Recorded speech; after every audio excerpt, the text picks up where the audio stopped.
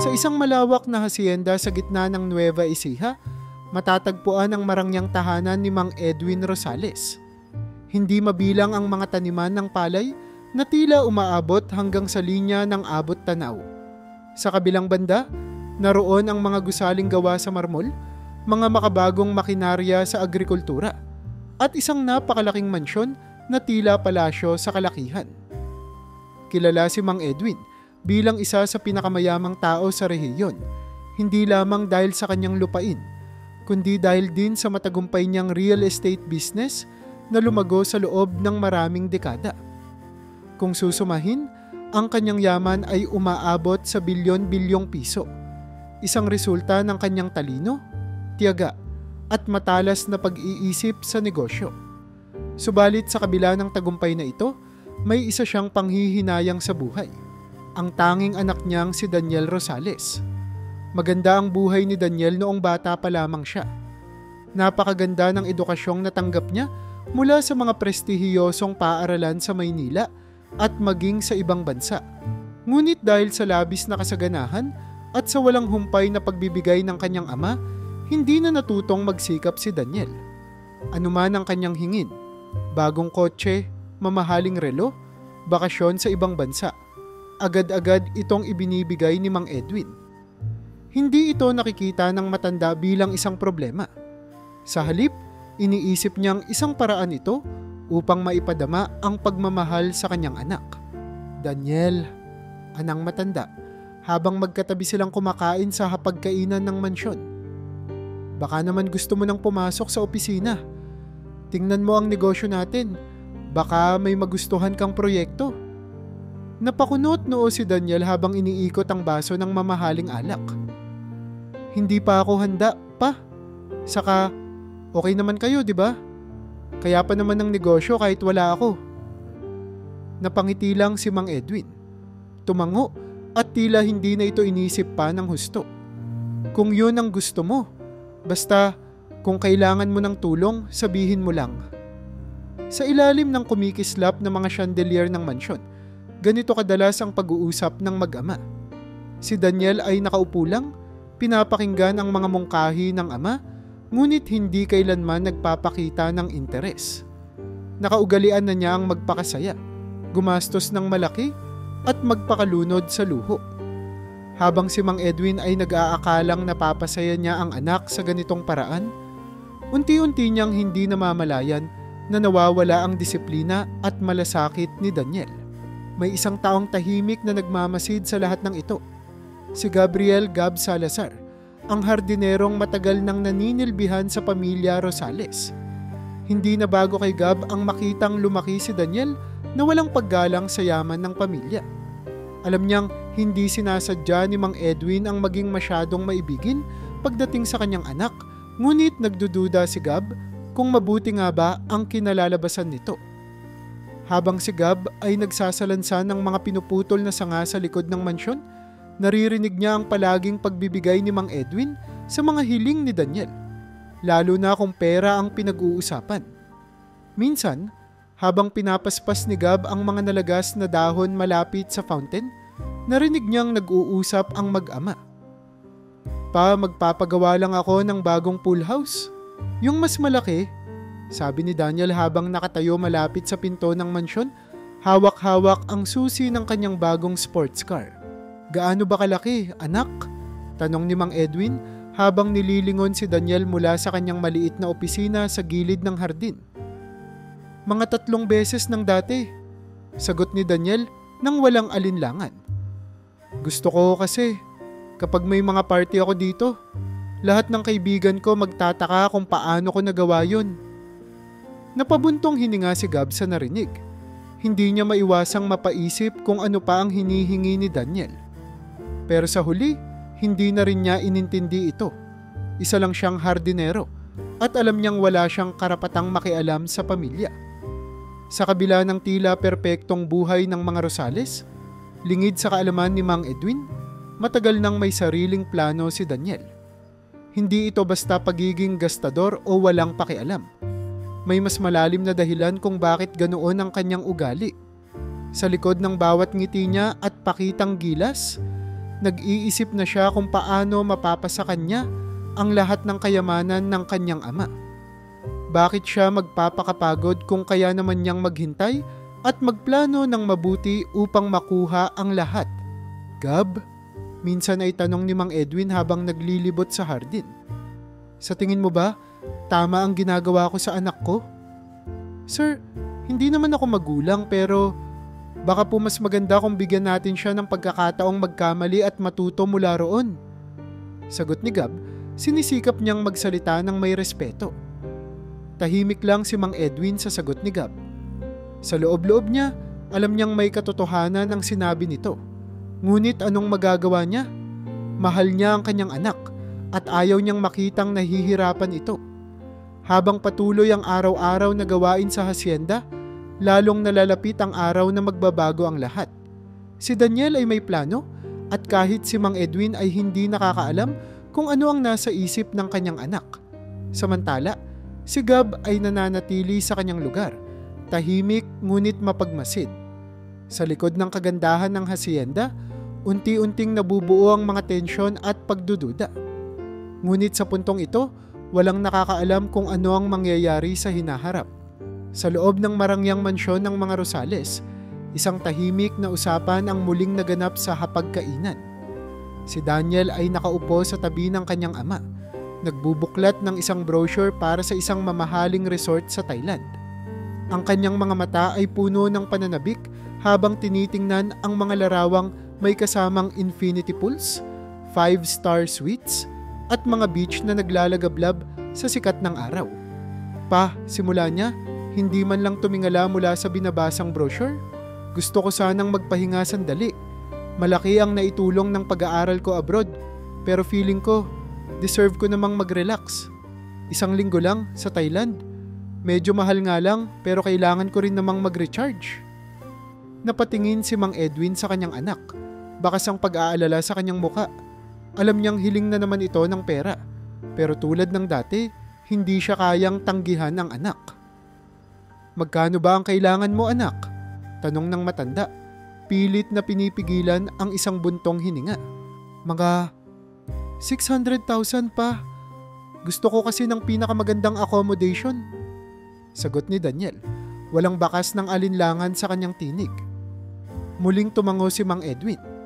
Para sa kanya, hanggat kayang ibigay, ibibigay niya. Ipinatawag niya ang kanyang assistant upang mag-ayos ng fund transfer. Sa isip ng matanda, isa itong simpleng bagay. Isang paraan upang maipadama sa kanyang anak na mahalaga ito. Habang isinasagawa ang transfer, si Gab ay abala sa pag-aalaga ng hardin sa likuran. Naririnig niya ang usapan mula sa mga nakabukas na bintana. Mula pa noon, ramdam ni Gab na hindi pangkaraniwan ang ginagawang pagbibigay ni Mang Edwin kay Daniel. Ang mga simpleng hiling nito ay nagiging maluho at tila hindi na ito natututo ng aral. Pero tulad ng dati, nanatili si Gab sa kanyang pwesto. Alam niyang hindi niya trabaho ang makialam sa usapin ng pamilya. Isang gabi, matapos ang ilang araw ng pagpunta sa mga high-end na club at mamahaling restaurant, bumalik si Daniel sa mansyon na lasing at tila hindi makausap ng maayos. Bumulong siya sa isang kasambahay na gusto niyang makausap ang kanyang ama. Nang makita siya ni Mang Edwin, kita agad sa muka ng matanda ang pag-aalala. Daniel, anong nangyari sa'yo? May kailangan ka ba? Tanong nito, pilit na itinatago ang kanyang nerbiyos. Sambit ni Daniel, bahagyang sumandal sa pinto. Kailangan ko ng dagdag na pera. May nakita akong sports car na gustong gusto ko. Medyo mahal siya pero once in a lifetime chance to. Kailangang makuha ko na to ngayon. Napakunot ang noo ni Mang Edwin. Hindi pa ba sapat ang ibinigay ko noong 1 linggo? Parang halos milyon na ang ginastos mo. Please. Last na to, promise. Pakiusap ni Daniel. Pilit na nilalambing ang ama. Alam kong kaya mo namang ibigay to. Huling-hiling ko na talaga. Hindi nakatanggi si Mang Edwin. Tumango na lang siya at sinabing mag-aayos ulit siya ng fund transfer. Sa pagkakataong ito, hindi napigilan ng matanda ang sarili. Napabuntong hininga siya ng malalim Ngunit hindi na niya ipinakita kay Daniel ang kanyang pag-aalala. Ngunit isang gabi, matapos ang sunod-sunod na luho at gastusin, dumating ang araw na hindi agad na ibigay ang hinihingi ni Daniel. Naging abala si Mang Edwin sa trabaho at hindi agad nakapag-ayos ng pera para sa anak. Si Daniel, na nasanay na sa mabilis na pagkuha ng kailangan, ay labis na nagalit. "Pa!" pasigaw niyang sinabi sa kanyang ama nang maabutan ito sa opisina. "Bakit hindi pa naisasali ng pera? Ano bang problema?" "Daniel," sagot ni Mang Edwin, nananatiling kalmado sa kabila ng tono ng anak. "Kailangan nating maghintay ng kaunti. May mga inaasikaso pa akong ibang bagay." Pero hindi ito tinanggap ni Daniel. "Alam mo, hindi ko maintindihan kung bakit ang hirap mong bigyan ako ng konting suporta ngayon. Buong buhay mo na akong tinutulungan. Bakit ngayon bigla kang nagkakaganyan?" Huminga ng malalim si Mang Edwin at pilit na inintindi ang galit ng anak. "Anak, binibigay ko naman ang lahat ng kaya ko. Pero hindi pwedeng palaging ganito. Kailangan mong matutong maghintay." Galit na galit si Daniel. Hindi siya sanay na napapagsabihan. Tumalikod siya at lumabas ng opisina. Nagsisisigaw, "Alam mo, ayoko na rito. Hindi mo na ako makikita. Hinding-hindi na ako babalik." Pasigaw niyang binitiwan ang mga salitang iyon at nagmadaling umalis ng bahay. Habang naglalakad si Gab sa gilid ng hardin, narinig niya ang boses ni Daniel, galit at puno ng emosyon. Pero tulad ng dati, wala siyang sinabi. Nanatili siyang tahimik sa isang sulok. Alam niyang hindi siya bahagi ng diskusyon. Ngunit sa kaloob-looban niya, ramdam niya ang bigat ng sitwasyon. Lingid sa kaalaman ni Mang Edwin, hindi basta-basta mawawala ang ganitong uri ng galit. Sa kabila ng lahat, hindi pa rin nawalan ng pag-asa si Mang Edwin. Umaasa siyang babalik si Daniel at magiging maayos muli ang lahat. Ngunit ang gabing iyon ang naging simula ng mas malaking problema sa kanilang buhay. Hindi pa natatapos ang kwento. Ngunit sa sandaling ito, malinaw na ang sakit at hinanakit sa pagitan ng mag-ama ay patuloy na lumalalim. Mabilis ang paglipas ng mga araw matapos ang galit na pag-alis ni Daniel mula sa mansyon. Noong una, inisip ni Mang Edwin na lilipas din ang sama ng loob ng kanyang anak. Baka, sabi niya sa sarili, ilang linggo lang at babalik din si Daniel. Humihingi ng tawad, tulad ng nakasanayan. Subalit, habang lumilipas ang bawat araw, nagiging malinaw na hindi na ganoon kasimple ang nangyayari. "Gab," anang matanda habang nakatayo sa gilid ng hardin, pinagmamasdan ang mga tanim na rosas. "Palagay mo ba, babalik pa si Daniel?" Si Gab, na noon ay abala sa pag-aayos ng mga paso, ay saglit na tumigil at humarap sa kanya. "Sir, hindi ko alam, pero malakas ang kutob ko. Mahal kayo ni Daniel. Kung ano man ang pinagdadaanan niya ngayon, sigurado akong makakahanap siya ng paraan para makipag-ayos." Napabuntong hininga si Mang Edwin. "Umaasa akong tama ka, Gab. Ayoko namang isipin na wala na siyang balak bumalik. Ilang buwan ang lumipas at naging mas malinaw na talagang nawala si Daniel. Walang tawag, walang text, walang balita." Nagsimula nang magtanong si Mang Edwin sa kanilang mga kaibigan at kamag-anak, pero tila walang sino man ang nakakaalam kung saan napunta ang binata. Sa sobrang pag-aalala, nagbayad siya ng mga pribadong investigador upang hanapin ang anak, pero wala ring nangyari. Parang naglaho si Daniel ng parang bula. "Pa," sabi ng matandang Rosales sa isa sa kanyang mga tauhan, "gusto kong malaman kung nasaan siya. Walang lugar na masyadong malayo, walang tao na masyadong mailap. Gawin niyo lahat ng paraan." Subalit kahit anong paghahanap ang ginawa nila, walang natagpuan. Ang dating masiglang mansyon ay naging tahimik. Bagamat hindi inamin ni Mang Edwin ng harapan, ramdam ng lahat sa bahay ang lungkot at pangungulila ng matanda sa kanyang nag-iisang anak. Sa unang taon, hindi pa nawalan ng pag-asa si Mang Edwin. Inutusan niya ang mga tauhan niya na patuloy na maghanap. Pero habang lumilipas ang mga buwan, unti-unting naging halata ang bigat sa kanyang mga balikat.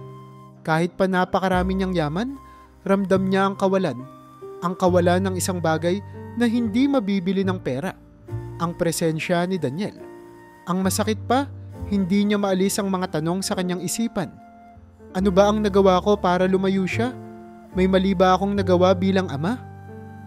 Lumipas pa ang ilang taon at unti-unting natutunan ni Mang Edwin na mamuhay nang wala si Daniel. Pero hindi ibig sabihin nito na tumigil na siya sa pag-asa. Lagi siyang may isang mata na nakatingin sa kalsada. Umaasang darating ang anak niyang may ngiti sa labi at may dalang balita na siya'y maayos. Isang umaga, habang binabasa ni Mang Edwin ang dyaryo sa beranda, biglang natigilan siya sa isang balita. Ang ulo ng artikulo ay nagsasabing, anak ng kilalang negosyante, arestado sa kaso ng pandaraya at droga.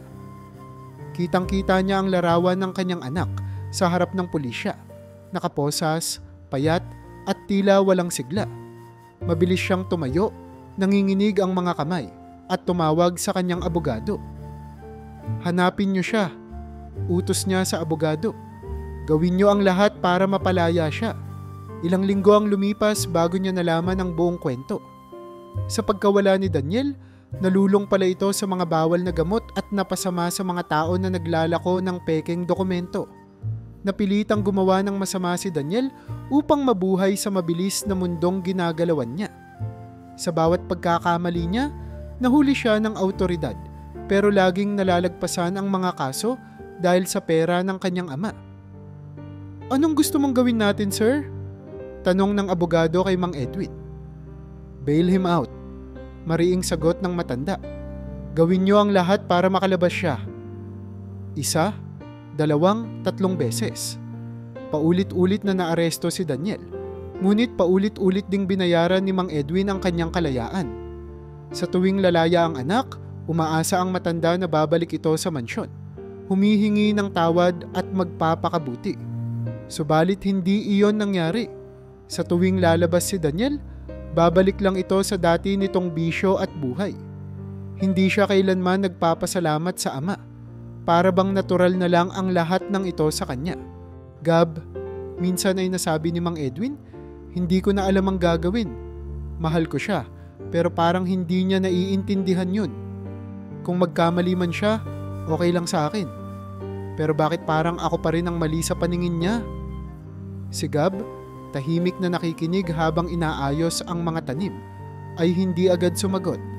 Maya-maya sinabi niya, Sir, baka po kailangan niyang maramdaman na hindi lahat ng bagay ay madali.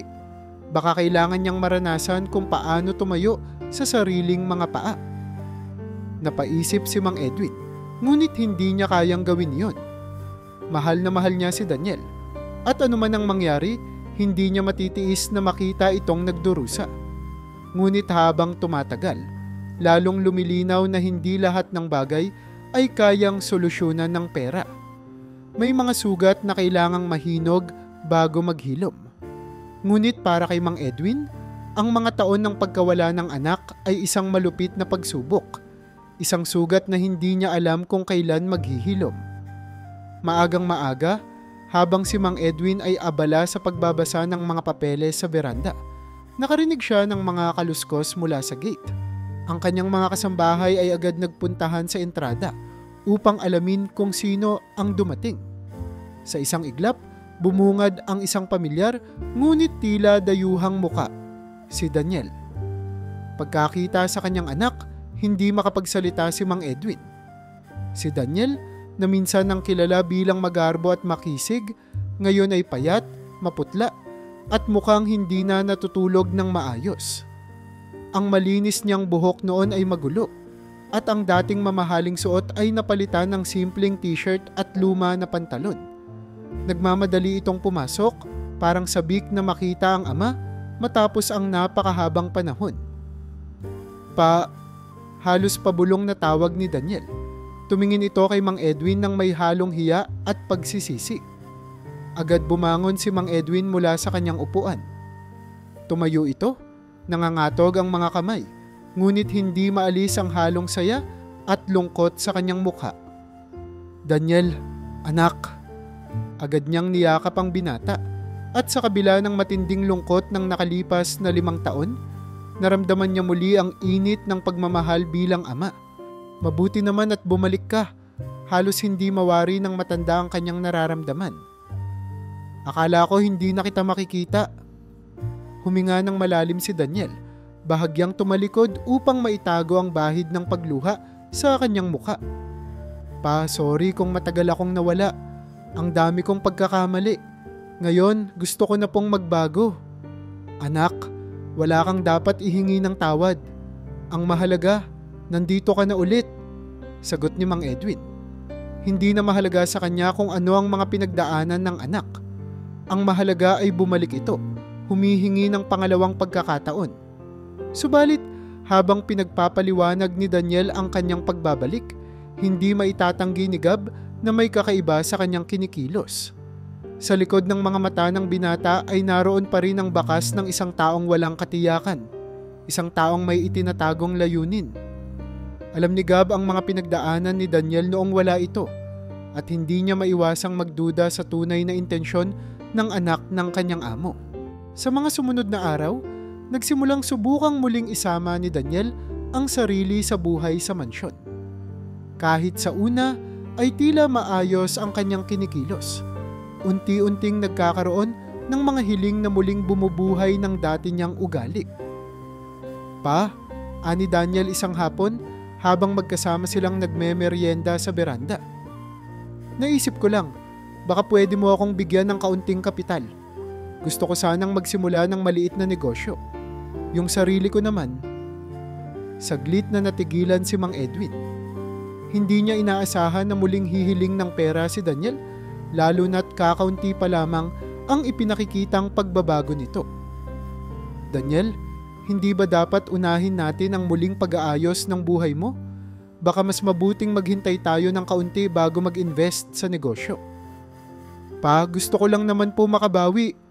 Sagot ni Daniel, tila ba nagpapaawa. Gusto ko pong patunayan na kaya ko na ngayon. Ngunit sa likod ng mga ngiti at pangako ni Daniel, naroon ang desperasyon. Lingid sa kaalaman ni Mang Edwin, halos wala nang natira sa perang nakuha ni Daniel noong siya'y nawala. Ang lahat ay nilustay sa droga, sugal, at mga maling desisyon.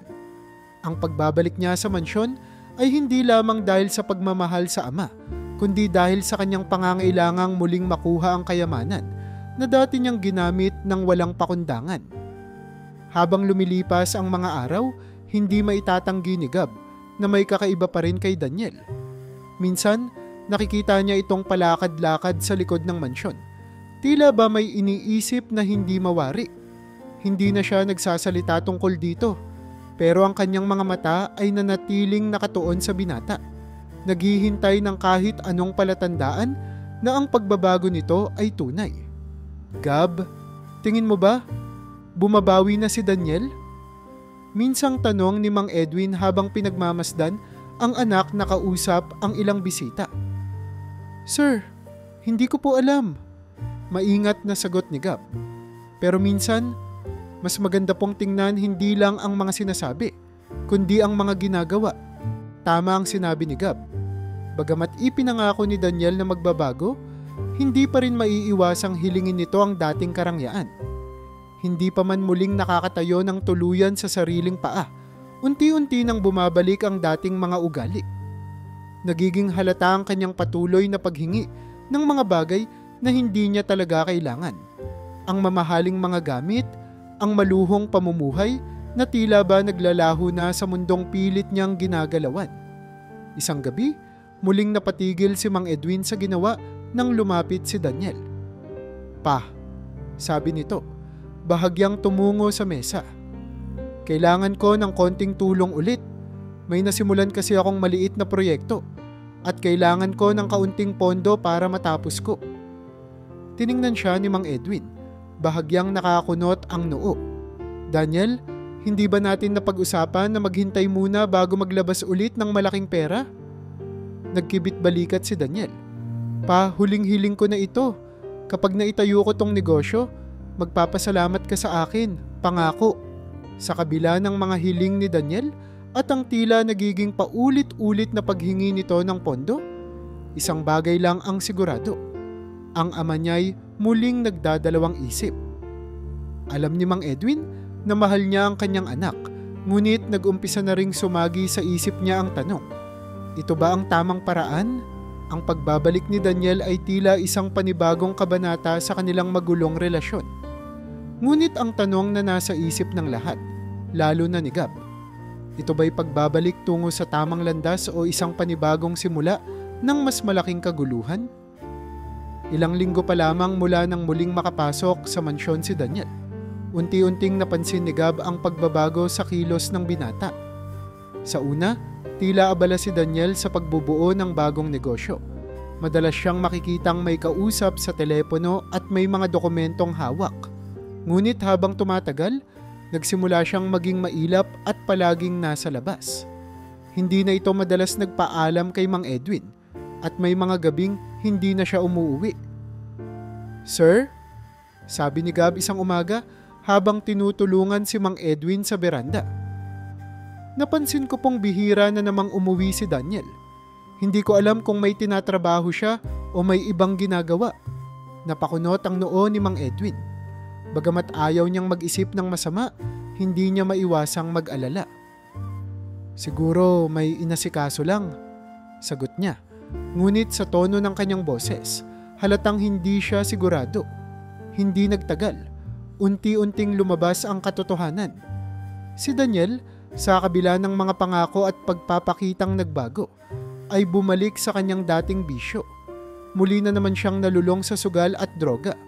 Sa mga kasino, kilala siya bilang Junior Rosales at ginagamit ang pangalan ng kanyang ama upang makapangutang ng malaking halaga ng pera. Marami sa mga tauhan ng mga Rosales ang nakaalam nito, ngunit walang naglakas loob na magsabi kay Mang Edwin. Tanging si Gab ang nakakaalam ng buong kwento, ngunit nanatili siyang tahimik dahil alam niyang labis itong makakasakit sa kanyang amo. Isang gabi, dumating si Mang Edwin sa mansyon mula sa isang business meeting. Tahimik ang buong bahay, ngunit napansin niyang wala na naman si Daniel. Tumawag siya sa anak upang malaman kung nasaan ito, ngunit walang sumasagot. Lingid sa kaalaman niya, si Daniel ay nasa isang underground poker game sa Maynila.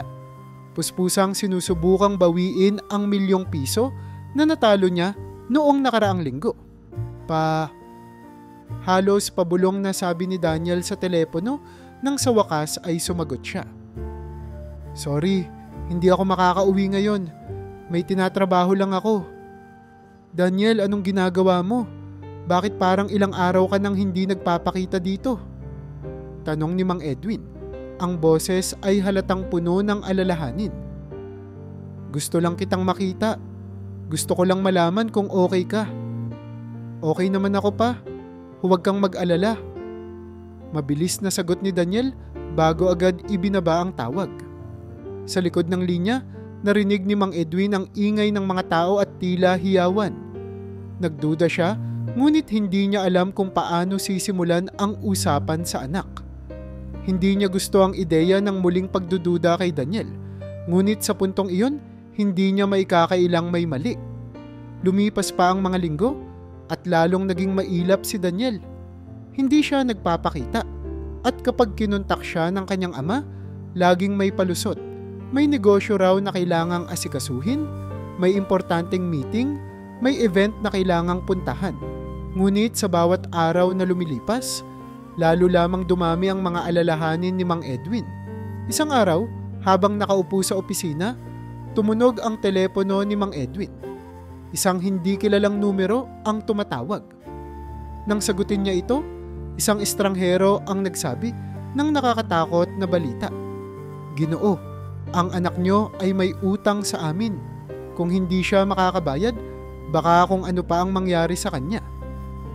Nabigla si Mang Edwin. "Anong ibig mong sabihin? Anong utang? Sino ka?" "Wala na kayong dapat malaman. Basta, sabihin niyo sa anak niyo, kung gusto niyang mabuhay, magbayad siya ng utang niya sa loob ng 3 araw. Agad na ibinaba ng estranghero ang tawag at naiwan si Mang Edwin na nanginginig. "Gab," tinawag niya agad ang hardinero. May problema si Daniel. May mga taong humahabol sa kanya. Ano sa tingin mo ang dapat kong gawin? Sir, baka kailangan niyo pong harapin si Daniel mismo at malaman kung ano talaga ang nangyayari. Sa ngayon, mukhang hindi na natin ito maitatago. Alam ni Gab ang bigat ng sitwasyon, ngunit hindi siya maaaring magsabi ng lahat ng alam niya nang hindi mismo si Daniel ang umaamin. Sa sumunod na araw, dumating si Daniel sa mansyon na duguan at takot na takot.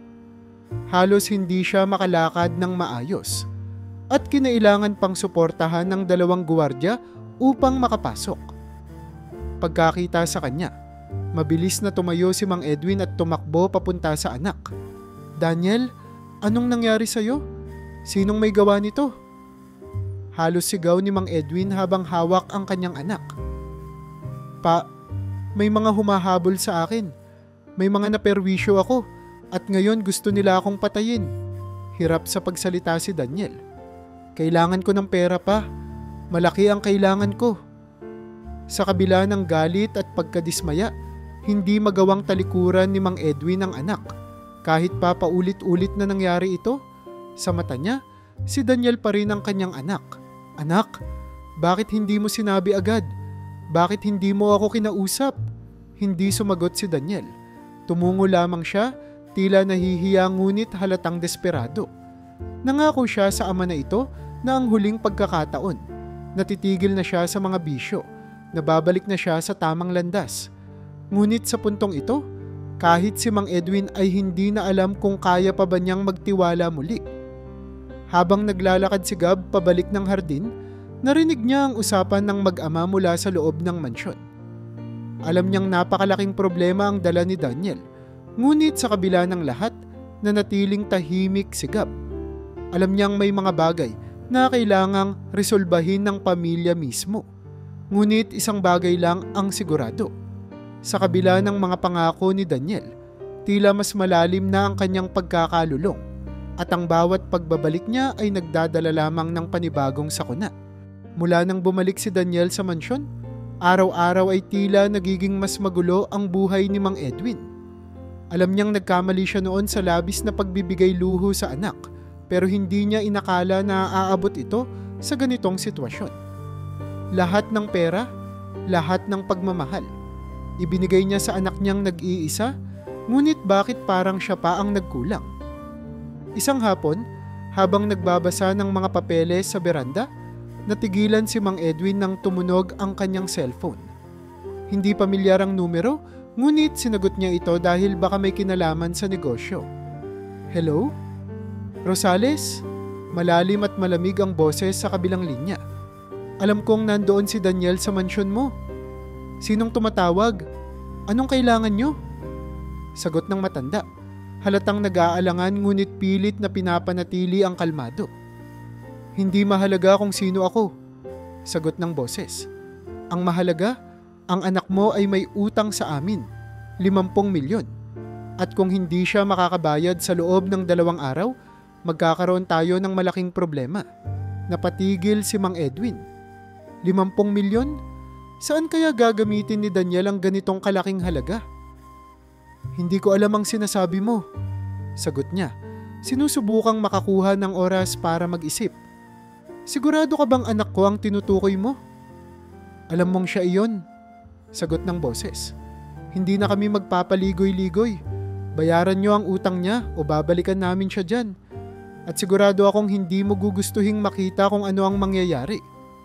Agad binaba ng matanda ang tawag at pilit na inayos ang sarili. Tumayo siya mula sa kanyang upuan at naghahanap ng maiinuman ng tubig. Nanginginig ang mga kamay sa bigat ng narinig. Ilang sandali pa, naramdaman niyang tila may anino sa likuran niya. Paglingon niya, naroon si Gab. Tahimik ngunit halatang may alam. Sir? Bunggad ni Gab, nagdadalawang isip kung paano magsisimula. Narinig ko po ang tawag. Mukhang malaki po ang problema ni Daniel. Gab, ani Mang Edwin, pilit pinapakalma ang sarili. Gaano ba kalala sa tingin mo? Hindi agad sumagot si Gab. Nag-iwas siya ng tingin, tila ayaw sabihin ng masakit na katotohanan. Alam ko pong mahal niyo si Daniel, sir. Pero sa tingin ko po, kailangan niyo pong harapin ang totoo. Hindi na po siya bata. Hindi na po tayo pwedeng magbulag-bulagan.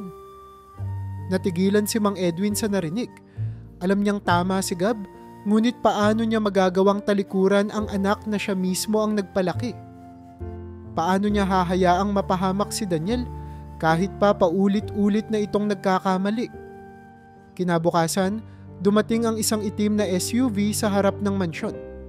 3 lalaking nakaitim at mukhang armado ang bumaba mula rito. Agad silang sinalubong ni Mang Edwin. Tinatangkang itago ang kanyang nerbiyos. "Anong kailangan nyo dito?" tanong niya. Pilit pinapakita na kalmado siya. "Ang anak mo," sagot ng isa sa mga lalaki. Direkta at walang anumang paligoy-ligoy. "Hindi siya nagbayad. Malaking problema ito, Rosales. Nandito ako para makipag-usap. Huwag niyo siyang galawin," sagot ng matanda. "Magkano ba ang kailangan niyo?" 50 milyon. At kung hindi mo mabibigay yan ngayon, hindi mo na siya makikitang buhay." Tila yelo ang tono ng lalaki. Malamig at walang emosyon. Sa kabila ng lahat, hindi natitinag si Mang Edwin. "Bibigyan ko kayo ng pera, pero siguruhin niyong hindi na kayo babalik dito." Napilitang maglabas ng malaking halaga si Mang Edwin. Alam niyang ito na lamang ang paraan para mailigtas ang kanyang anak. Nang umalis ang mga tauhan ng sindikato, bumalik siya sa mansyon. Ramdam ang bigat sa kanyang dibdib.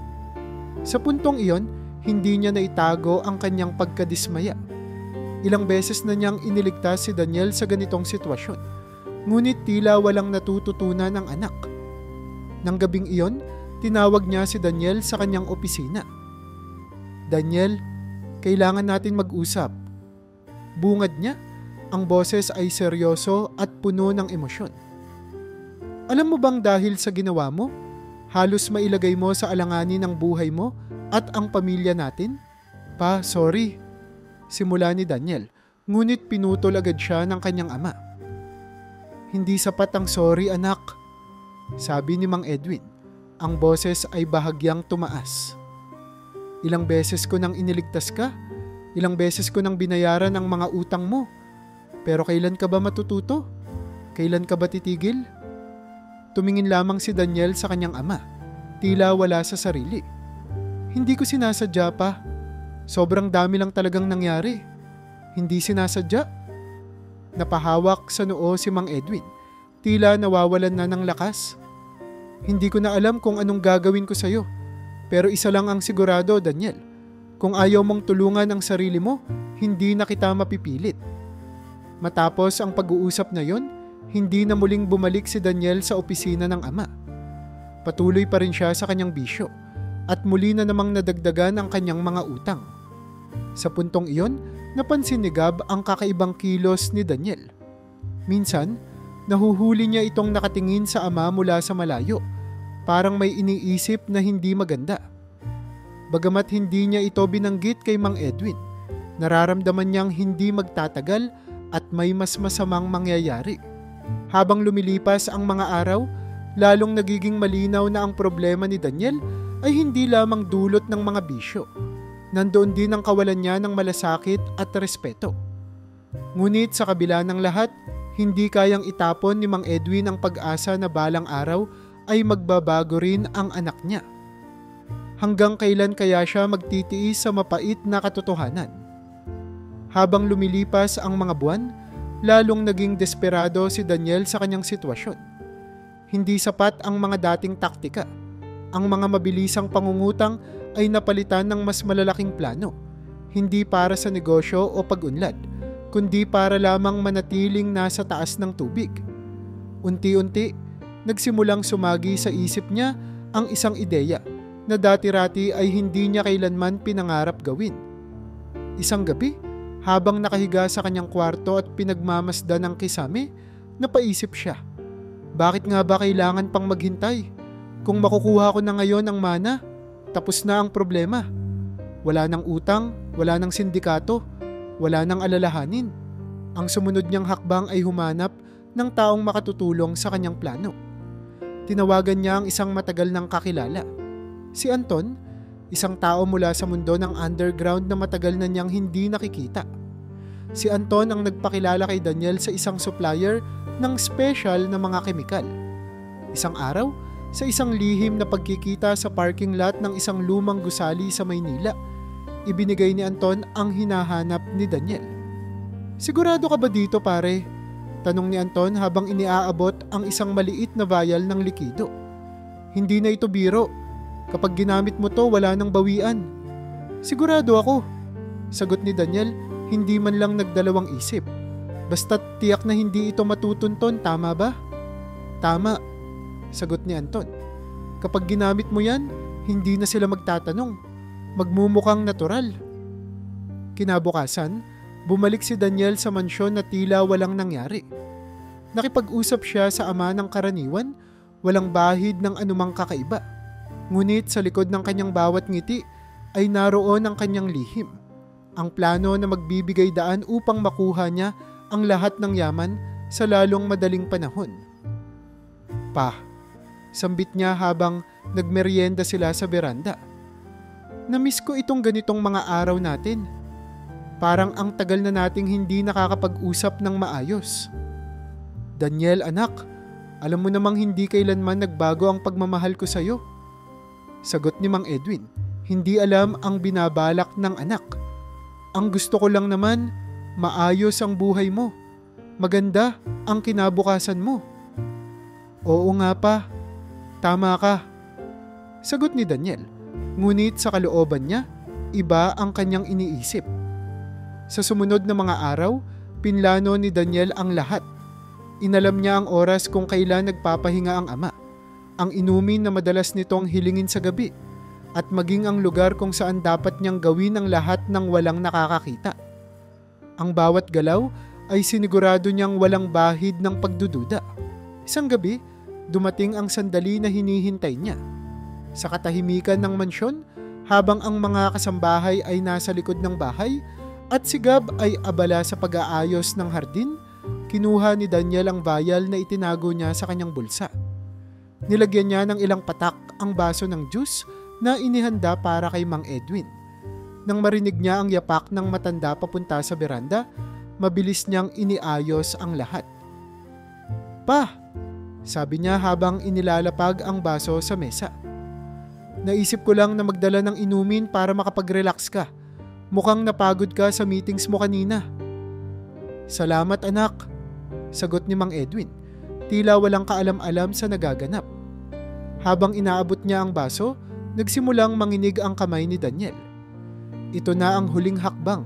Ito na ang paraan upang matapos ang lahat ng paghihintay at problema. Ngunit bago pa maabot ni Mang Edwin ang baso, isang boses mula sa likod ang nagpatigil sa lahat. "Sir Edwin," sabi ni Gab, lumalapit mula sa pintuan ng veranda. "Pasensya na, pero mukhang may mga bisita tayong paparating." Natigilan si Daniel. Ang kanyang plano, na halos perpekto na, ay biglang nabahiran ng pagdududa. Tiningnan niya si Gab na tila walang alam sa kanyang balak. Pero sa ilalim ng panatag na ekspresyon ni Gab, may isang bagay na hindi niya maipaliwanag. Alam ba ni Gab ang plano niya? Paano? "Gab, sino yung sinasabi mong bisita?" tanong ni Mang Edwin. Inilapag muli ang baso sa mesa. "Yung mga supplier po ng bagong kagamitan para sa hardin. Narito na sila sa labas," sagot ni Gab. Mukhang kalmado ngunit mababanaag sa kanyang mga mata ang kakaibang pagkilos. Sa kabila ng maliit na interruption, pilit na pinapakalma ni Daniel ang sarili. "Siguro pa, mamaya mo na lang inumin. Ako na lang ang bahala sa kanila," anya, pilit na ngumingiti. Tumango si Mang Edwin at tumayo mula sa kanyang kinauupuan. "Sige Daniel, salamat."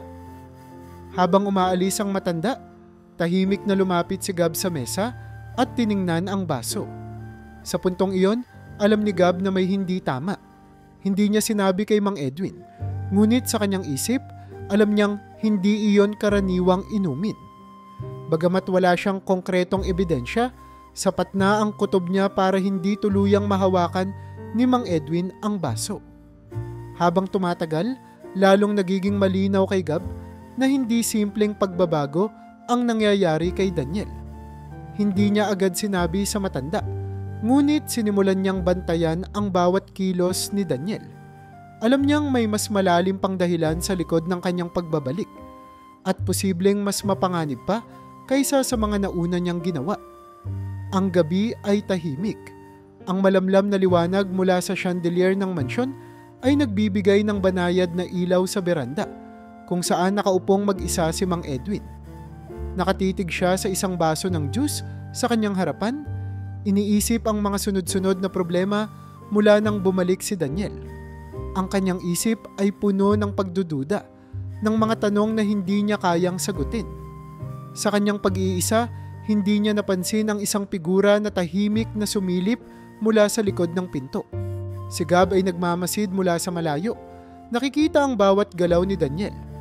Mula sa pagkuha nito ng baso kanina, hanggang sa pagbubuhos ng likidong malinaw, ngunit alam niyang hindi karaniwan. Kitang-kita niya kung paano nagdahan-dahan si Daniel. Paano nito inayos ang inumin na parang walang sinuman ang makakapansin. Pero si Gab ay nakakita at hindi siya maaaring manahimik. Habang papalapit si Daniel kay Mang Edwin, hawak ang isang basong mukhang ordinaryo. Sumalubong si Gab mula sa gilid ng beranda. Wala siyang ingay. Wala ring galaw na makakaakit ng pansin. Nang makita niyang iaabot na ni Daniel ang baso sa kanyang ama, isang mabilis na kilos ang ginawa niya. Itinulak niya ang mesa, dahilan upang tumilapon ang baso sa sahig. Nabigla si Mang Edwin, ngunit mas nagulat si Daniel. "Gab, anong ginagawa mo?" Sigaw ni Daniel, ang galit sa boses niya ay tila apoy na handang sumiklab. "Pasensya na, Sir Daniel," sabi ni Gab. Ang kanyang tinig ay kalmado ngunit matatag. Parang may nakitang kakaiba sa inumin kaya mas mabuting itapon na lang. Halos masira ang imahe ni Daniel sa sobrang galit. "Bakit ka nakikialam? Hindi mo alam kung ano ang ginagawa mo." "Alam ko," sagot ni Gab. Tinititigan si Daniel sa mga mata. "At alam ko rin na hindi ito tama." Sa puntong iyon, walang ano-ano'y biglang bumunot ng baril si Daniel mula sa likod ng kanyang pantalon. Itinapat niya ito kay Gab. Ang kanyang mga kamay ay bahagyang nanginginig, ngunit ang kanyang galit ay malinaw sa kanyang mukha. "Alam mo bang isang bala lang ang makakapagpatahimik sa'yo? Kung gusto mong humaba ang buhay mo, huwag kang makialam."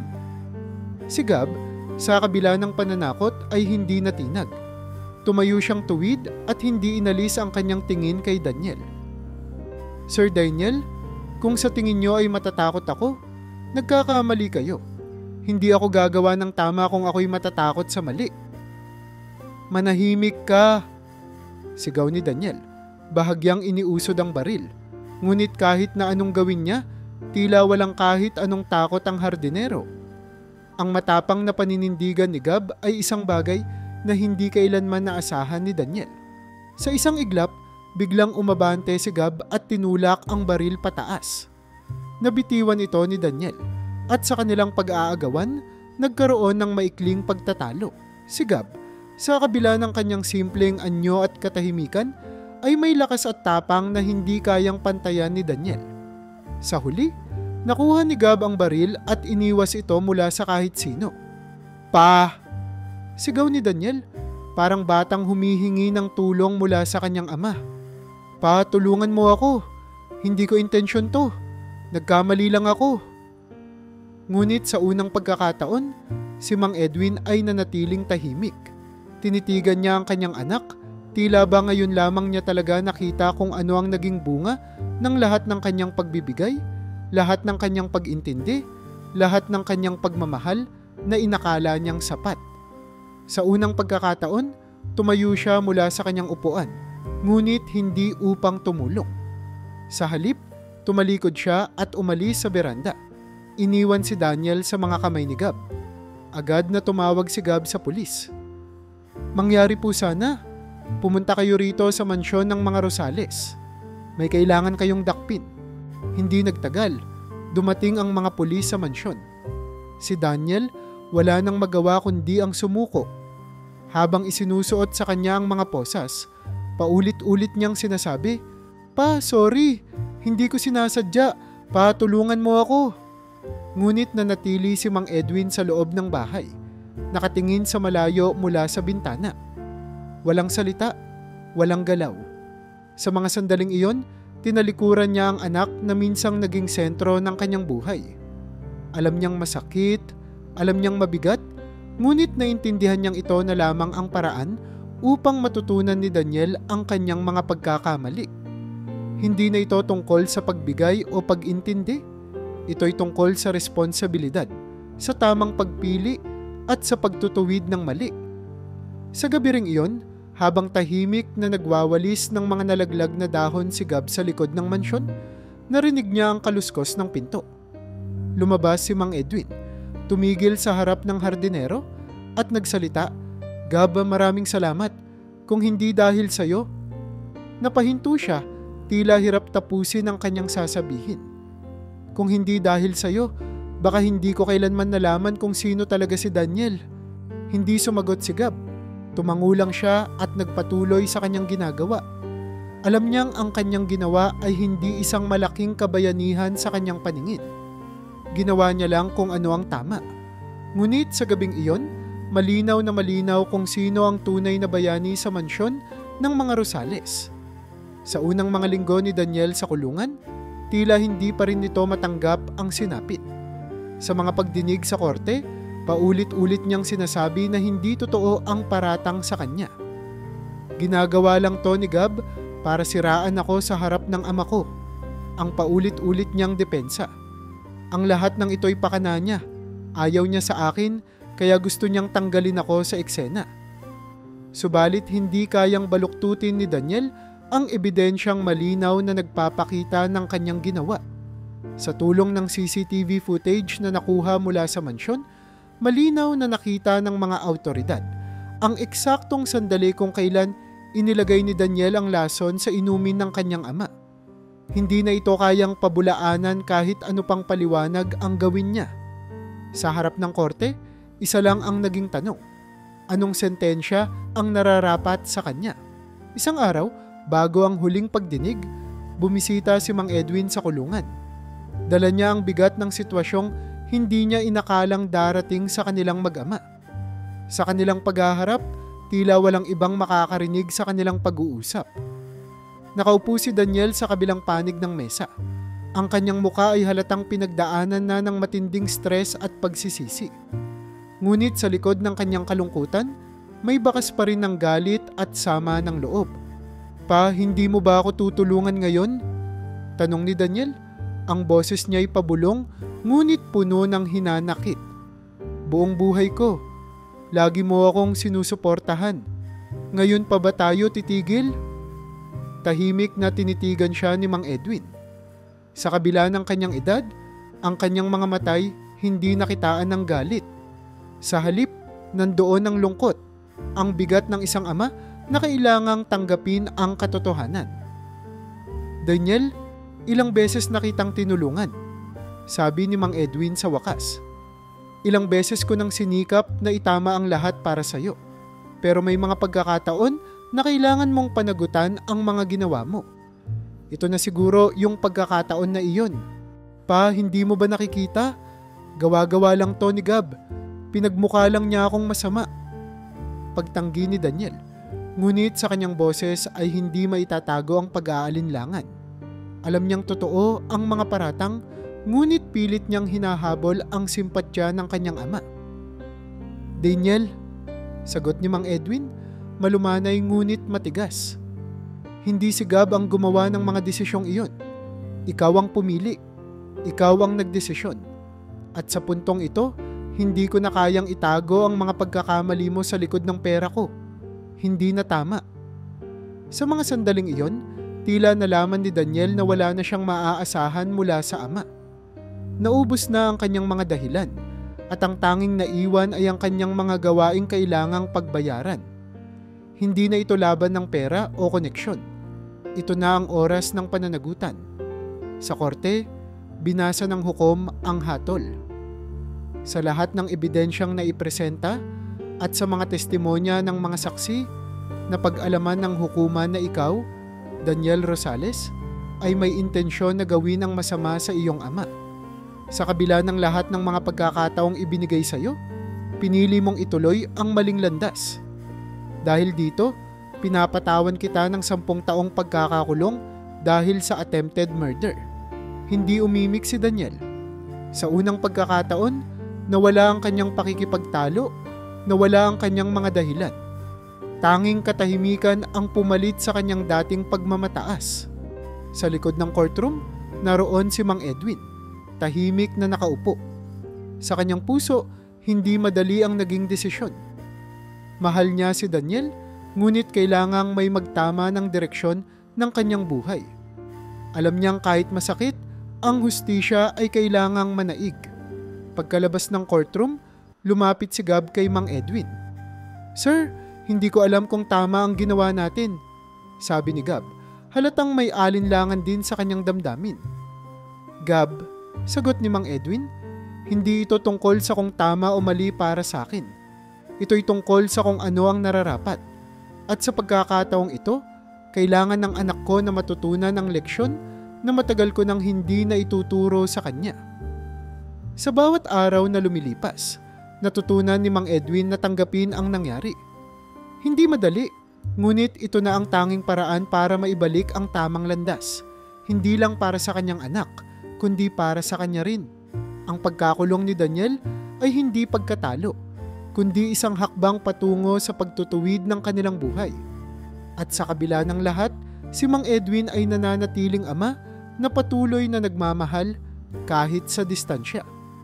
Lumipas ang mga buwan mula nang makulong si Daniel. Sa una, mahirap tanggapin ni Mang Edwin ang kinasapitan ng kanyang nag-iisang anak. Parang biglang nagbago ang lahat ng kanyang pinaniniwalaan. Hindi niya maalis ang tanong sa sarili, paano nauwi sa ganito ang lahat? Ano ba ang nagawa kong mali? Ngunit sa halip na magpatuloy sa sisihan, unti-unting natutunan ni Mang Edwin na magbago, hindi lamang para sa sarili, kundi para na rin sa mga taong nakapaligid sa kanya. Sa mga unang linggo pagkatapos ng hatol, madalas niyang makita si Gab na tahimik na nag-aalaga ng hardin. Hindi na siya masyadong nakikialam dito noon, pero ngayon, napansin niyang malaki pala ang kontribusyon ni Gab sa buhay sa mansyon. Sa kabila ng lahat ng kaguluhan, si Gab ang nanatiling maayos at matatag. Nagbigay ito ng inspirasyon kay Mang Edwin na tingnan ang mga bagay sa ibang paraan. Isang hapon, habang nagkakape si Mang Edwin sa beranda, tinawag niya si Gab. "Gab, halika dito," sabi niya. May ngiti sa muka na bihira niyang maipakita sa mga nakaraang buwan. Lumapit si Gab, dala ang isang pala na gamit sa pagtatanim. "Opo, sir," tanong niya, halatang nagtataka. "Alam mo, Gab," simula ni Mang Edwin, "matagal na kitang pinapanood. Hindi mo man lang kailangan ng utos, pero patuloy mong ginagawa ang trabaho mo. At hindi lang yon, mukhang mas mahal mo pa ang lugar na ito kaysa sa akin." Nagkibit balikat si Gab. "Sir, mahal ko lang po talaga ang trabaho ko. At kahit anong mangyari, gusto ko pong gawin ang tama." Muling ngumiti si Mang Edwin. "Iyan ang dahilan kung bakit gusto ko nang iangat ka. Gusto kong ikaw na ang magpatakbo ng ilang bahagi ng negosyo. Ikaw ang tao na kayang mag-alaga nito. Ikaw ang mas may malasakit." Nagulat si Gab. "Sir, hindi po ako sigurado kung kaya ko yan. Sanay lang po ako sa simpleng gawain. Mga halaman, hardin. Hindi ko po alam kung paano magpatakbo ng negosyo." "Naisip ko na rin yan," sagot ni Mang Edwin. "Pero alam mo, Gab, hindi ang kaalaman lang ang mahalaga. Mas mahalaga ang puso. At nakita ko sa iyo yun. Mas mahalaga ang integridad at yun ang meron ka." Dahil dito, unti-unting sinanay ni Mang Edwin si Gab sa negosyo. Mula sa mga simpleng desisyon sa hardin hanggang sa mas malalaking proyekto sa kanilang real estate ventures, dahan-dahang itinuro ni Mang Edwin ang mga dapat gawin. Naging bukas siya sa mga ideya ni Gab, na may sariwang pananaw sa kung paano patatakbuhin ang negosyo. Habang dumadalas ang kanilang pag-uusap, napansin ni Mang Edwin na mas nagiging magaan ang kanyang pakiramdam. Hindi na niya kailangang pilitin ang anak na magbago. Sa halip, narito si Gab na nagpakita ng tunay na malasakit sa negosyo at sa mga tao. Minsan, sa isang pulong kasama ang mga tauhan, sinabi ni Mang Edwin, "Gusto kong ipakilala sa inyo si Gab. Siya na ngayon ang tututok sa mga operasyonal na aspeto ng negosyo. Alam kong magtitiwala kayo sa kanya gaya ng pagtitiwala ko." Napatingin si Gab sa kanyang amo. Tila hindi makapaniwala. Ngunit nang marinig ang pagpalakpak ng mga empleyado at ang kanilang suporta, nawala ang pag-aalinlangan niya. "Salamat po sa tiwala niyo," sagot niya. Hindi na nakakubli ang ngiti. Habang tumatagal, naging mas malapit si Mang Edwin kay Gab. Parang natagpuan niya sa hardinero ang anak na kailanman ay hindi naging si Daniel. Bagamat hindi maiaalis ang pagmamahal niya sa kanyang tunay na anak, natutunan niyang makita ang halaga ng mga taong tunay na nagpapahalaga at nagsusumikap. Hindi lahat ng mahalaga ay galing sa dugo. Minsan, ang tunay na koneksyon ay nakikita sa dedikasyon, malasakit at paninindigan. Alam mo Gab, minsang sinabi ni Mang Edwin habang pinagmamasdan nila ang isang bagong tanim na puno sa hardin. Dati, akala ko ang pagmamahal ay nasusukat sa kung gaano karaming pera ang maibibigay mo. Akala ko, kapag lagi mong binibigay ang gusto ng isang tao, ipapakita nilang mahal ka rin nila. Pero mali pala ako. Tahimik na nakinig si Gab. Hindi siya umimik, ngunit halata sa kanyang muka na naiintindihan niya ang gustong sabihin ng matanda. Ngayon ko lang napagtanto, patuloy ni Mang Edwin, na ang pagmamahal ay hindi lang pagbibigay. Minsan, ang tunay na pagmamahal ay ang pagtuturo ng tamang landas, kahit na masakit. At minsan, ang pagmamahal ay ang pagtanggap sa mga tao na nandyan para sa'yo. Hindi dahil sa pera, kundi dahil talagang mahal ka nila bilang tao. Sa mga araw na sumunod, tuluyan nang itinakda ni Mang Edwin si Gab bilang tagapamahala ng maraming aspeto ng negosyo. Hindi na siya nag-alala tungkol sa kinabukasan ng kanyang yaman dahil alam niyang nasa mabuting kamay na ito. Sa wakas, natutunan niyang mamuhay ng hindi umaasa sa ilusyon ng pera bilang sukatan ng pagmamahal. Sa halip, nakita niya ang tunay na halaga ng malasakit, ng tunay na relasyon, at ng pagbibigay sa mga taong karapat-dapat. Nang sumapit ang gabi, sa ilalim ng mga bituin, lumakad si Mang Edwin sa hardin kasama si Gab. Tila may kakaibang katahimikan sa paligid, ngunit sa halip na mag-alala, naramdaman niya ang kapayapaan. Alam niyang sa kabila ng lahat ng hirap at sakit na pinagdaanan nila ni Daniel, natagpuan niya ang tamang direksyon. Sa wakas, natutunan niyang mamuhay hindi para magbigay ng magbigay, kundi para magturo, mag-alaga at magtiwala. Sa loob ng malamig na selda, natutunan ni Daniel ang isang uri ng katahimikan na hindi niya kailanman inasahan. Sa umpisa, ang bawat araw ay parang isang walang katapusang bangungot. Walang perang pwedeng tawagin mula sa bangko, walang koneksyong mag-aalis sa kanya sa kulungan, walang palusot na pwedeng gamitin para takasan ang mga desisyong kanyang ginawa. Isang beses niyang tinangkang magpadala ng sulat sa ama, pero walang dumating na sagot. Sa bawat paglipas ng araw, mas lalong sumisikip ang pakiramdam ni Daniel. Parang nalulunod siya sa isang dagat ng kanyang sariling mga pagkakamali. Isang gabi, habang nakaupo siya sa isang sulok ng selda, lumapit ang isa sa kanyang mga kasamahan sa kulungan. Isa itong lalaking kilala sa pangalan lamang na Bong, mataas ang boses at madalas masungit sa mga bagong preso. Sa umpisa, hindi siya pinapansin ni Daniel. Pero nang sumapit ang gabi, biglang nagsalita si Bong, "Ikaw, mayaman ka, di ba? Akala mo siguro makakalusot ka dito gamit ang pera mo." Tumingin si Daniel sa kanya, pagod at halatang walang balak makipagtalo. "Wala na akong pera. Kung meron man, wala na rin akong maaasahan para makalabas dito." "Good," sagot ni Bong. Tinuturo ang sarili niyang kama. "Kasi dito, walang silbi ang pera. Ang importante dito, kung paano ka titindig sa sarili mong paa. Hindi na sumagot si Daniel. Pero habang lumilipas ang mga linggo, napansin niyang totoo ang sinabi ni Bong. Sa kulungan, walang halaga ang mga bagay na dati binibigyang importansya ni Daniel. Walang halaga ang mahal na relo o magarang kotse. Ang tanging mahalaga ay ang paninindigan mo bilang tao.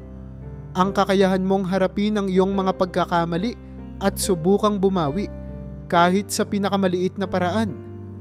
Sa kanyang 2 buwan sa loob, natutunan ni Daniel kung paano magtanim ng mga gulay sa maliit na hardin ng kulungan. Dati, hindi niya kailanman naisip na babalik siya sa ganitong simpleng gawain. Pero ngayon, tila may kakaibang kapayapaan sa paggawa ng bagay na malinaw ang layunin, ang makapagpatubo ng gulay na makakain nila. Akala ko ba social ka? Tanong ulit ni Bong, isang araw habang magkasama silang nag-aayos ng tanim. Ba't biglang nagtatanim ka na ng talong? Wala akong magagawa kundi tanggapin ang meron dito.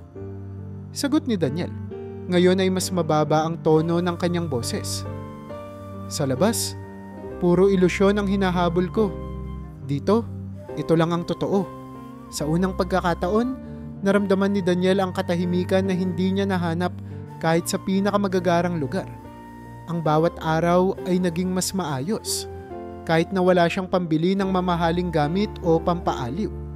Unti-unting natutunan niyang humarap sa kanyang sarili. Walang ama na magpapalusot sa kanya. Walang hardinerong sasalba sa kanyang mga pagkakamali. Wala nang iba kundi siya lang. At ang kailangang gawin niya ay tanggapin ang sarili niyang responsibilidad. Isang araw, habang nasa hardin, nakaupo si Daniel sa isang bangkito. Hawak ang isang halaman na kakaani lang. Lumapit si Bong at nagtanong, "Hindi ka na sumisigaw ngayon. Hindi ka na rin nagyayabang. Anong nangyari sa'yo?" "Siguro," sabi ni Daniel, nakatitig sa kanyang mga kamay. "Narealize ko na lahat ng nangyari, kasalanan ko. Lahat ng galit ng tao sa akin, may dahilan. At kung gusto ko man bumawi, kailangan kong magsimula dito, sa simpleng paraan." Natahimik si Bong. Napatango siya at umupo sa tabi ni Daniel. Sa kanilang katahimikan, unti-unting nabuo ang isang koneksyon. Hindi batay sa pera o kapangyarihan, kundi sa parehong pagnanais na bumawi sa mga nagawang kasalanan. Dahil sa mga araw-araw na simpleng gawain, naging mas malalim ang pag-intindi ni Daniel sa halaga ng bawat ginagawa niya. Kung dati parang walang halaga ang pagtatanim, ngayon ay naramdaman niyang sa bawat butil ng lupa na hinuhukay niya. Unti-unting napupunan ang malaking puwang na iniwan ng kanyang maling mga desisyon. Sa bawat pagtubo ng gulay, parang nararamdaman niya ang pagsisimula ng pagbabago. Hindi ito madali, lalo na't maraming tao sa kulungan ang may galit sa kanya. Sa simula pa lang, marami ang nagtanong kung bakit siya nandyan. "Anong ginagawa ng isang tulad mo dito? Dapat sa kondo ka nagpapasarap." Minsang may sumigaw habang nasa linya sila para sa pagkain. Ngunit imbes na magalit o magmatigas, natutunan ni Daniel na tanggapin ito. "Dito talaga ako dapat," sagot niya minsan. Tahimik ngunit malinaw ang boses. "Dito ko dapat matutunan kung anong ginawa kong mali." Habang patuloy ang mga linggo at buwan, unti-unting naramdaman ni Daniel na ang katahimikan ng kulungan ay nagbibigay daan upang pag-isipan ang kanyang buhay. Hindi niya mababago ang nakaraan, ngunit natutunan niyang may paraan upang baguhin ang nararamdaman niya tungkol dito. Hindi niya maibabalik ang tiwala ng mga nasaktan niya, pero maaari siyang magsimula sa isang maliit na hakbang. Ang tanggapin ang kanyang mga pagkakamali at pagtuunan ng pansin ang mga bagay na maaari pa niyang gawin ngayon. Ang malawak na hardin ng mansyon ay nananatiling tahimik habang si Mang Edwin ay nakaupo sa kanyang paboritong upuan sa veranda. Sa kabila ng maaliwalas na umaga, hindi maikakailang may bakas ng pagod sa kanyang mukha. Sa dami ng pinagdaanan sa mga nagdaang taon, mararamdaman ang bigat ng panahon sa kanyang balikat. Ngunit sa halip na magpakalunod sa nakaraan, pinili niyang harapin ang bagong umaga na ito sa mas payapang paraan. "Gab," tawag niya sa hardinerong abala sa pagtatanim ng mga bagong bulaklak sa gilid ng walkway. Alam mo, parang napakagaan ng hangin ngayong umaga. Lumingon si Gab, may bahagyang ngiti sa muka. Siguro po kasi mas kaunti na ang iniisip nyo ngayon, sir. Siguro nga, sagot ni Mang Edwin. Binigyang diin ang katotohanang dahan-dahan niyang natututunang bitawan ang mga bagay na dati niyang hindi mabitawan. Napansin niya na mula nang umalis si Daniel at mahatulan sa kulungan, unti-unti rin siyang natutong mamuhay ng simple. Ang mga araw na puno ng mga business meeting, galanteng mga handaan, at walang katapusang pagbibigay luho sa kanyang anak ay napalitan ng mas tahimik na pamumuhay. Isang pamumuhay na mas may kabuluhan. Sa halip na maghanap ng sagot sa mga tanong na wala naman talagang sagot, natutunan niyang tanggapin ang mga pangyayari. Hindi na siya nakatali sa ilusyon na ang kayamanan ang solusyon sa lahat ng problema. Sa bawat umaga na nagigising siya at nakakakita ng bagong sibol na mga bulaklak o nakakarinig ng mga huni ng ibon, napagtanto niya ang halaga ng mga bagay na hindi nabibili ng pera. Sir, gusto niyo pong subukan itong bagong tanim na rosas? Tanong ni Gab isang umaga. Hawak ang bagong ani mula sa hardin. Tiningnan ni Mang Edwin ang rosas. Pinahid ang makinis na talulot nito sa kanyang daliri at ngumiti. Alam mo, Gab, sa dami ng pera at yaman na dumaan sa kamay ko, ngayon lang ako natutong pahalagahan ang ganito kasimpleng bagay. Parang mas masarap amuyin ang bulaklak kaysa amuyin ang bago kong sasakyan noon. Tumawa si Gab. Tila ba nakikita rin ang pagbabagong nagaganap sa matanda. Mas maganda po kasi ang mga bagay na may puso, sir. Masarap sa pakiramdam ang mga bagay na talagang pinagtrabahuan. Sa puntong ito, mas pinili na ni Mang Edwin na pahalagahan ang mga taong nasa paligid niya. Hindi dahil sa kanilang kayamanan, kundi dahil sa kanilang malasakit at katapatan. Nakita niya ito kay Gab.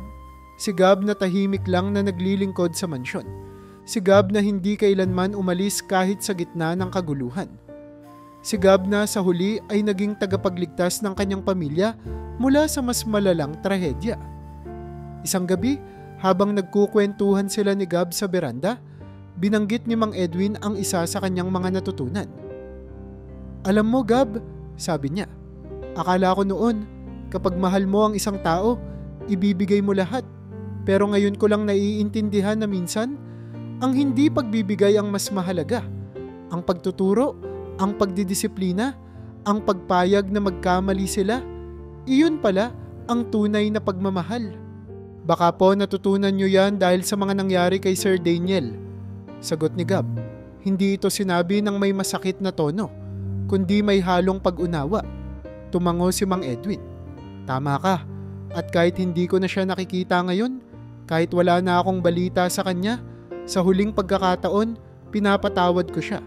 Hindi dahil sa mga nagawa niya, kundi dahil sa gusto ko ring makahanap ng kapayapaan sa sarili ko.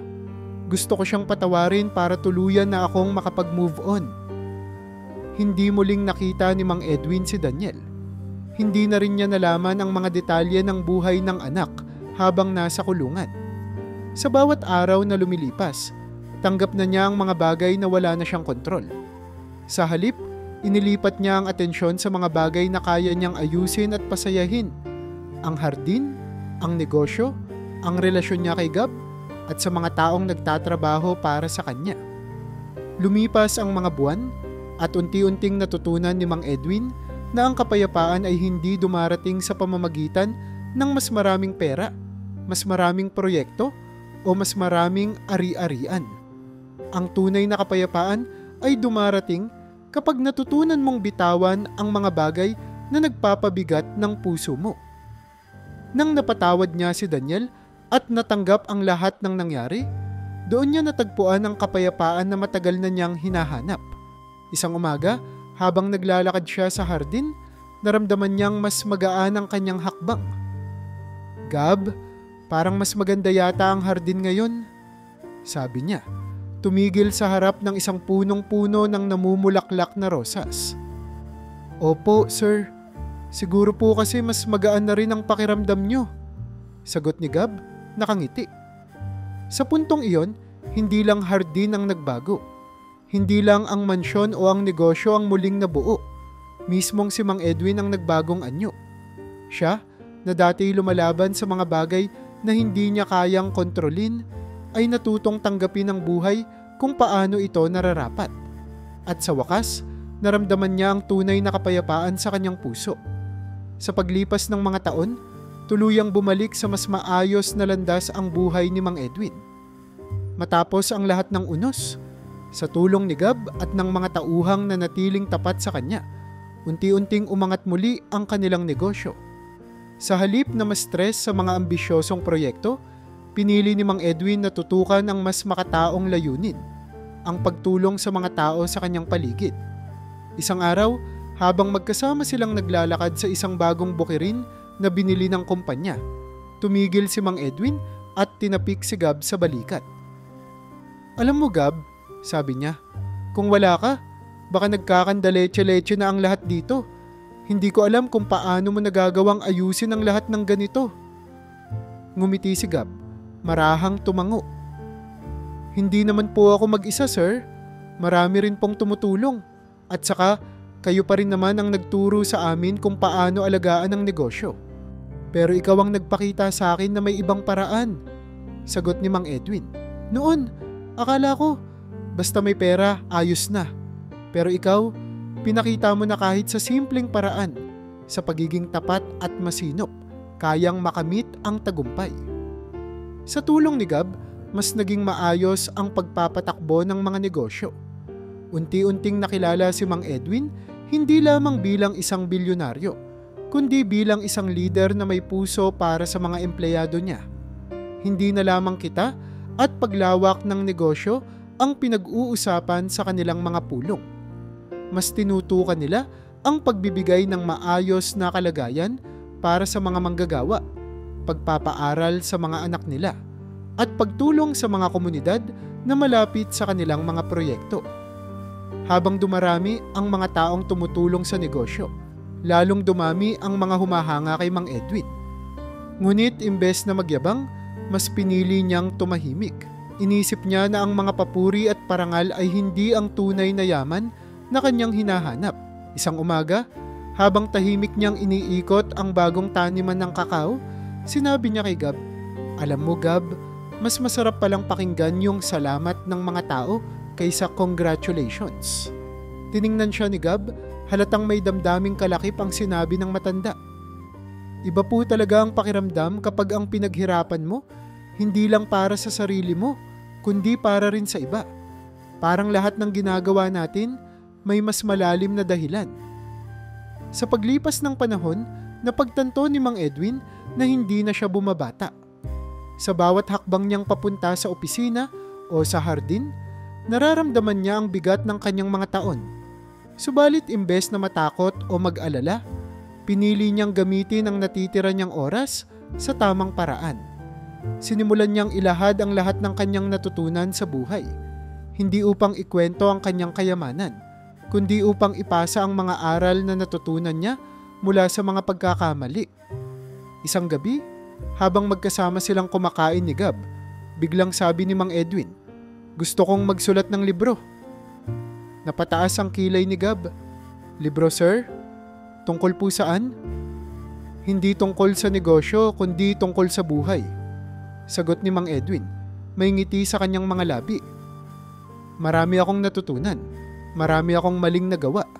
At gusto kong maibahagi ito para kahit papaano, hindi na maulit ng iba ang mga pagkakamali ko." Sinimulan niya ang pagsulat sa simpleng kwaderno. Isinusulat ang mga alaala ng kanyang buhay. Mula sa kanyang maagang tagumpay, sa kanyang pagmamahal kay Daniel, hanggang sa mga aral na natutunan niya mula kay Gab at sa ibang tao sa paligid niya. Hindi niya itinago ang kanyang mga pagkakamali. Sa halip, nilahad niya ang mga ito ng buong puso, umaasang may ibang tao na makakabasa at maiwasan ang parehong landas na tinahak niya dati. Lumipas ang mga buwan at natapos din ang kanyang libro. Hindi ito isang bestseller, hindi rin ito in-advertise sa malalaking pahayagan. Sa halip, ipinamahagi niya ito ng libre sa mga tauhan niya sa mga paaralan sa maliliit na bayan at sa mga bagong negosyante na dumadalaw sa kanilang kumpanya. Ang simpleng mensahe niya, ang tunay na yaman ay hindi nasusukat sa kung gaano kalaki ang pera mo, kundi sa kung paano mo ginamit ang pera at ang oras mo para makatulong sa iba. Nang dumating ang kanyang huling taon, ramdam na ng lahat na hindi na ganoon kalakas si Mang Edwin. Pero sa halip na ma-stress, mas naging kalmado siya. Alam niya na nagawa na niya ang lahat ng kaya niyang gawin. "Gab," minsang sabi niya habang magkasama sila sa veranda. "Kung dumating man ang araw na tapos na ang lahat para sa akin, gusto ko lang malaman mo na masaya ako. Hindi ko sinayang ang natitira kong oras. Ginamit ko ito sa tamang paraan."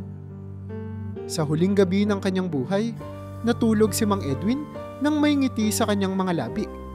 Hindi siya nagising kinabukasan, ngunit iniwan niya ang isang malalim na marka sa mga buhay ng taong nakapaligid sa kanya. Sa wakas, natagpuan niya ang tunay na yaman, hindi sa kayamanan ng mundo, kundi sa pagmamahal, malasakit at respeto ng mga tunay na tao sa kanyang paligid.